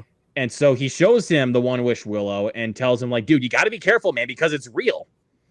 And he tries to tell Ian to basically say, like make his wish in a way that will negate Bear's. Like, yeah. And I think Ian made the right decision. He wished for $1 billion. He's the only one that actually made a smart decision. I would have done the same thing. Exactly, because given what Bear did to Nikki, I'm like, yeah, Bear, this is what you get. Like, this is what you get for what you did to Nikki. I would have took so then he was Bear and just left town. Yeah, and she would have found her. Yeah, so then Bear goes back. So after all that happens, Bear goes back to his house and he sees that because once Nikki killed Sarah, they tried to get rid of her. And what happens as soon as he gets back in the house? Her body's there. And I'm like, why? What the fuck? Like, this is another thing that Zach brought up in the chat. Like, I was like, dude, what the hell? So then, like, Bear wants to have one. So Bear wants Nikki to try to make a wish to make this all go away. And then she's like, "Why don't you love me?" Boom. And then Ian starts knocking on the door at the worst possible time. Dude, this works. Open up. He's like, "Bear, what's going on?" Oh, okay, I'm coming in. And then Nikki pulls out a gun. And then pulls out a pew pew. Yep. And then she shoots Ian. Where'd she get the gun? I don't even know. It's like she just had it randomly. Like the most like random Wait a minute. I actually just remembered there was one specific scene that it was back at the beginning of the movie that Ian told Bear that Sarah told him that her dad at the music shop keeps a gun in the safe. Yep. Oh. And I'm like, because they go back to the music store for a second, and I think that's where she got the gun. I'm pretty sure that's where she got the gun. Oh, They went there to do something with the body, so she probably went and got the gun then. That's probably what happened. So like when Michael, you asked that, I was like, now I remember. Okay, I guess now I know why. I but yeah, she shoots Ian, and Bear finally says that he loves her, and so then yeah, he literally says that he loves her. He confesses his feelings, but then at the same time, I'm like, dude, you still should have done that earlier. But regardless, they try. So he's like, I just need to go to the bathroom to freshen up. And so as soon as they get to the bathroom, he locks Nikki out. And I'm like, as soon as she keeps going like, I'm like, stop, just stop. So then, so he tries to use the gun at one point, so that way he can try to make the wish go away. He doesn't follow through with it. But then he remembers how his cat died. Was because of the pills. That's right. So he tries to use that to OD. I'm not going to actually say it because YouTube. But regardless, so he takes a bunch of them to OD, and then he tries to negate that. He tries to negate that for a second until you hear the One Wish Willow snap. And the And jingle. you don't even, and you know, it's, and I love the fact you don't even hear Nikki when she makes the wish, but you know what she wished for. She wished for Bear to love. She wished for Bear to love her. Yep. And That was awesome. So then he goes out. They share one last kiss, and he dies. And then Nikki's about to join him, and then 3, 2, 1, she's back to normal. And I'm like, oh god! And as soon as she starts crying, dude, I'm like, oh fuck! Like now she has to live with this. It's a great ending. It's a great fucked up ending. There are many horror movies that have fucked up endings, but never hit the mark. I mean, I'm gonna give an example. One of the best horror movies that I've recommended to Mike, The Devil's Candy. We love The Devil's Candy, Mike. That has a very fucked up ending. It is a fucked up ending, even though I wish there would have been more of it. Obsession is one of the few horror movies I've seen in the last couple of years where even though it's a very unhappy, fucked up ending, it's still one of the best endings I've ever seen to a horror movie. Like, it's the perfect way to end the movie. Like, I actually think that I heard about this somewhere, or I think it was Cody Leach's video that helped me remember this, but apparently they were just going to end the movie with Bear not following through with taking those pills. But Michael Johnston had a conversation with Curry about that, and then that's when they added on to it. They also had an alternate ending where Nikki kills herself before she gets to revert back. I think And either then one of those. I'm actually glad that I'm glad they went with the ending that we actually got. Yeah. I even think even if they ended the movie with Bear just accepting that this is going to be his life from now on, I even think that ending still could have worked pretty well. It wouldn't have ruined the movie at all because it's Bear realizing I fucked up. There's nothing I can do. I have to live with it. So that's something that could have still worked too. But I still think the ending to this was perfect. Mm-hmm. Yeah. I mean, I kind of agree with you, Michael. Like, that ending would have been interesting, but at the same time, I think we're good with the one that we got. So, yeah, definitely. So, yeah, and that pretty much ends the movie. But I did read also that they're going to be teasing, that Curry Barker teased something for his next film, Anything But Ghosts, is going to apparently take place in the same universe as this movie. Oh. Yeah. That there's going to be something that comes up on the news that, like, about what happened to Nikki. He said it's going to be on One Wish Willow in the movie. I don't think it's going to be used, but it'll be like... But like, it'll be a thing that's, like, brought up, because if it's just, like, what happened to Nikki, then it wouldn't make sense in the context. So Curry Barker and Cooper Tomlinson, who, of course, wrote this movie and made the movie together, they're basically going to be the new Kevin Smith and Jason Mewes. Just in the horror universe? It could be. You never know. I mean, Curry's even said, like, in interviews that that Anything But Ghosts is not like a full-on comedy, but it'll definitely be a funnier movie because of its premise. And he's even starring in the movie too, which is really cool. Yeah, because I mean, even for like because his comedy skits on YouTube, I mean, he's fucking hilarious, dude. I love. Oh, That's a Bad Idea is great, but they want you to come. I don't want to come. Everybody wants you to come. I love that skit. or the negative tip. Yeah, or the vodka stand where he's like, "What the fuck is this? Vodka? Vodka? Why the fuck are you selling vodka? It's the weekend. It's the weekend, but this is illegal." Like, whoa! Do I come up to your establishment and tell you your job's illegal? I love the negative tip one where he's like, "You put a negative tip. Oh, I mean, you said I could put whatever I want. You can't put a negative tip. I just did." Or what about like that's not a tip. Here's the tip. Where's the no negative number sign? Did you guys ever watch? I never finished the show. I know it's still going on because there's so many fucking seasons. Always Sunny in Philadelphia. Curry Barker's in an episode.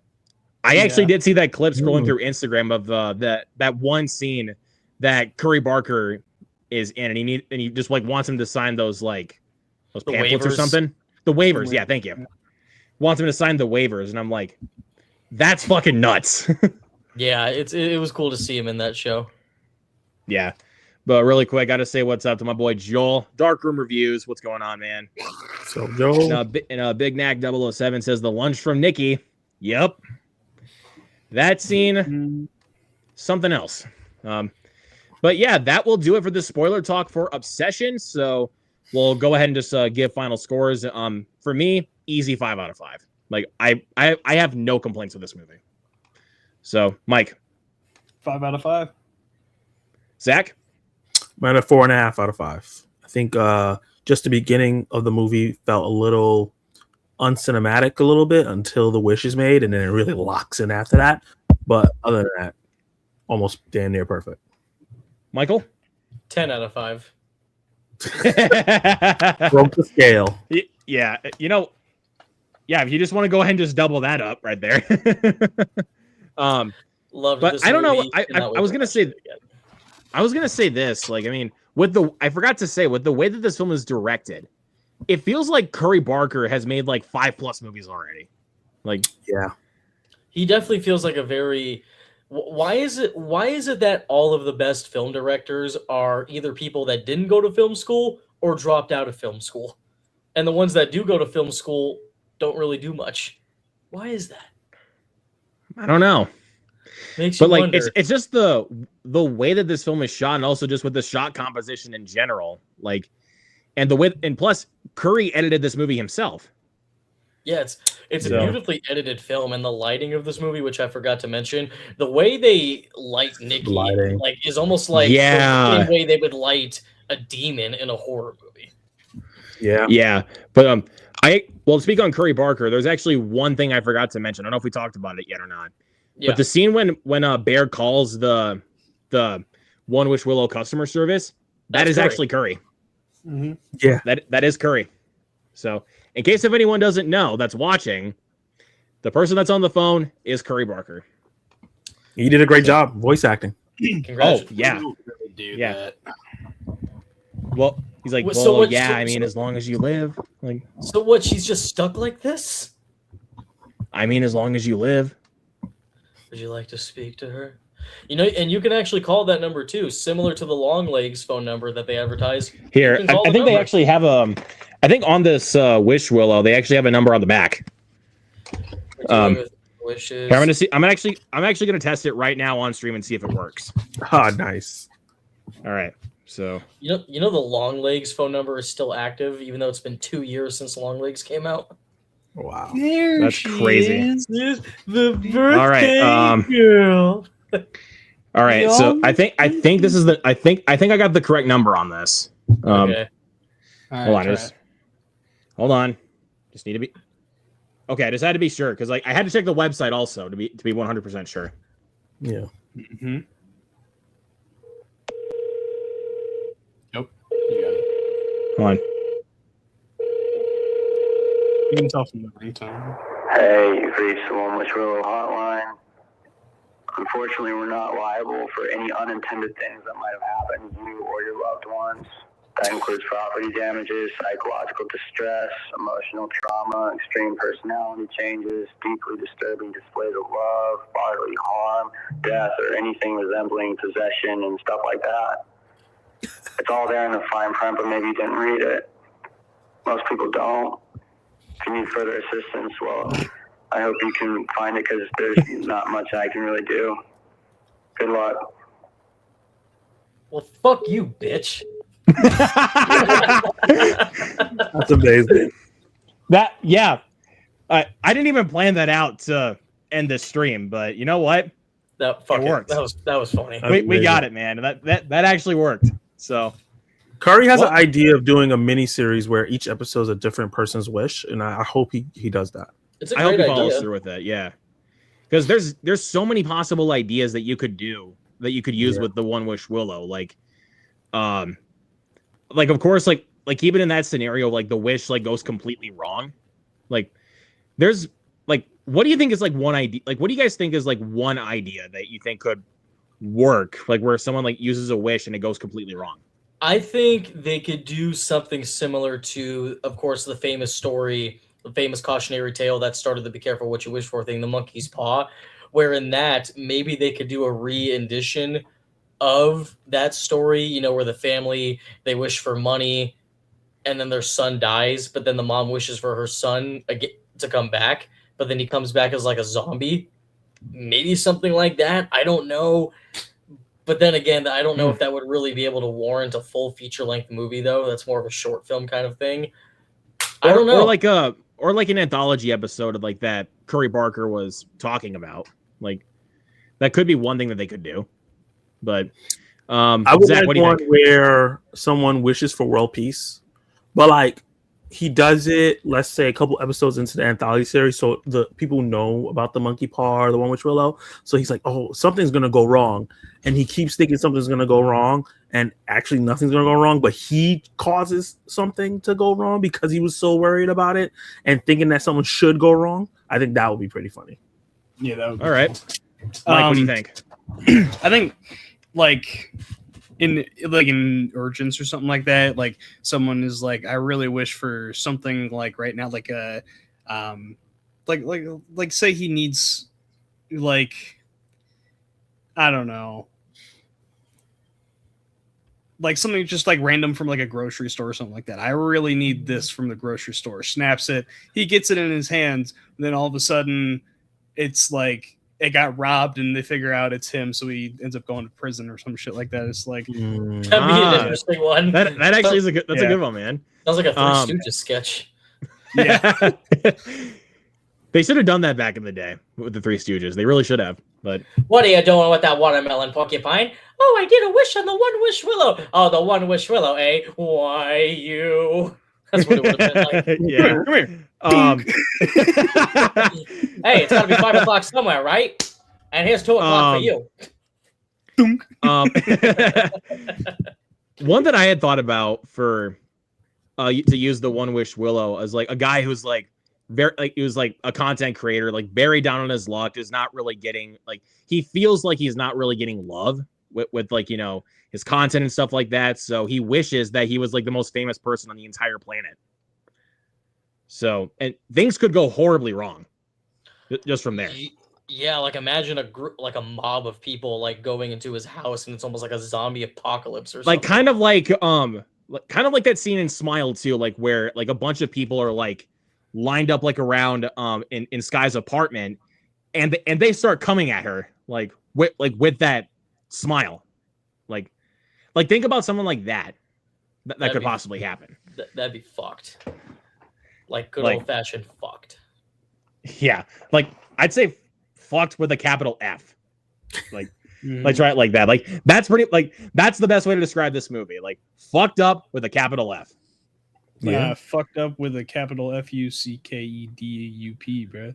It'll Yeah, literally be Like caps to all of that. like someone And be on like, top of that, Nicky might be going to jail. if somebody were to ask me, you know, how would you describe Obsession? I would just play the chorus from that one song by Ski Max and XXXTentacion. How do you feel about Obsession? Fucked up, fucked up, fucked up. I'm like, and just add that on like a 10-hour loop. That's what Obsession is. That's pretty much what it is. Yeah. There was a reason why when this movie came out that I did not want to take my parents to see this because, yeah, this movie is fucked up, like in all caps. Could your dad have handled it? I don't know because, I mean, my dad was able to handle Hokum just fine, but Obsession is on another level. Like that's what I'm saying. Like Obsession is on another level. Like Hokum is like creepy, like much more unsettling kind of scares, but like Obsession is like fucked up to the next degree. Yeah, because it feels more realistic. Like Hokum is like more traditional fantasy horror. Like, okay, this is probably not going to happen. But Obsession feels like if someone actually got the chance to do this, they would do this, and this is probably how it would play out. That's probably why it is. I think my dad could probably handle it because I did have him watch. Mike, of course, knows this movie. I did have him watch August Underground. Oh yeah, Look at Mike's I remember face. you told us about that.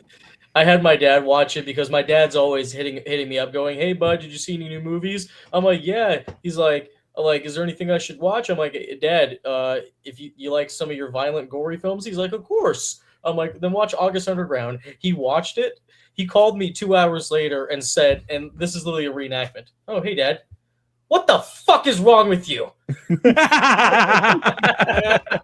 That was not in a mad way, but he was in like a very angry, funny way where he's like, "What the fuck is wrong with you?" I'm like, "You asked me." He's like, "Well, Jesus Christ, Michael." That's probably what my mom would have said to me, like after watching Obsession. Like, she probably would have said that to me because I took her to see Long Legs, for crying out loud, and then she turned to me when it was over and she was like, "That was fucked up." Long Legs is pretty tame compared to Obsession.